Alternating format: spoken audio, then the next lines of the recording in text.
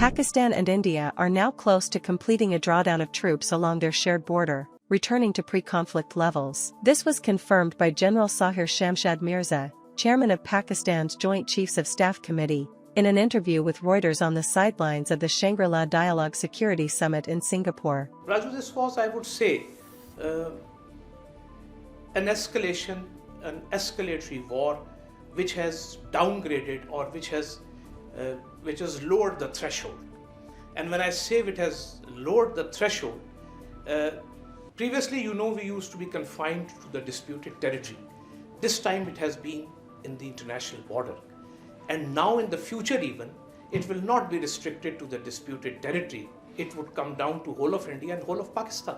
The military standoff between the two nuclear-armed nations began after India accused Pakistan, without providing evidence, of involvement in a deadly attack in Indian-occupied Kashmir's Pahalgam. India responded with airstrikes in early May that killed civilians inside Pakistan. Islamabad retaliated by downing 5 Indian jets and intercepting drones. A series of tit-for-tat airbase strikes followed. A ceasefire was only reached after U.S. intervention on May 10. General Mirza stated, "We have almost come back to the pre-22nd April situation." He also warned that although nuclear weapons were not considered during the conflict, future escalation remains a real threat. He added that the fighting this time extended beyond the disputed territory of Kashmir, calling it a very dangerous trend. India's Ministry of Defence did not immediately comment on his remarks. However, Indian Prime Minister Narendra Modi has warned that any future attacks would prompt strikes on what he termed terrorist hideouts across the border. General Mirza stressed that this lowers the threshold between the two nuclear powers,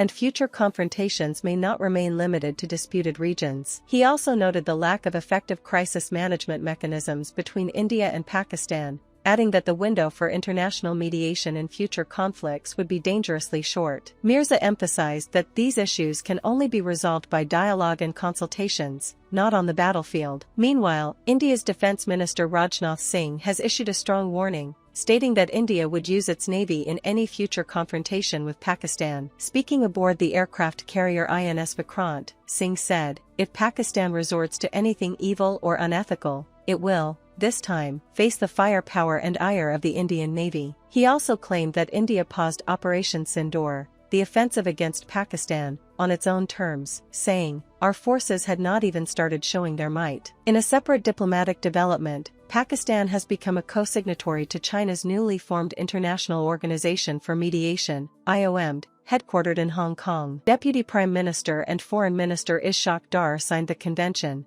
praising China's leadership for advancing multilateralism and peaceful dispute resolution. Dar underlined Pakistan's strong commitment to global peace and highlighted India's alleged violations of international law, including aggression against Pakistan and suspension of the Indus Waters Treaty. He reiterated Pakistan's support for resolving the Jammu and Kashmir dispute under UN Security Council resolutions. Dar also met Hong Kong's Chief Executive John Lee, calling the meeting cordial and productive. Both sides expressed willingness to deepen trade and investment cooperation. Lastly, Pakistan has elevated its diplomatic presence in Afghanistan from chargé d'affaires to ambassador level. This move follows a trilateral meeting between the foreign ministers of Pakistan, China, and Afghanistan, and signals improving ties after years of tensions. Dar emphasized maintaining the current positive momentum in Pakistan-Afghanistan relations.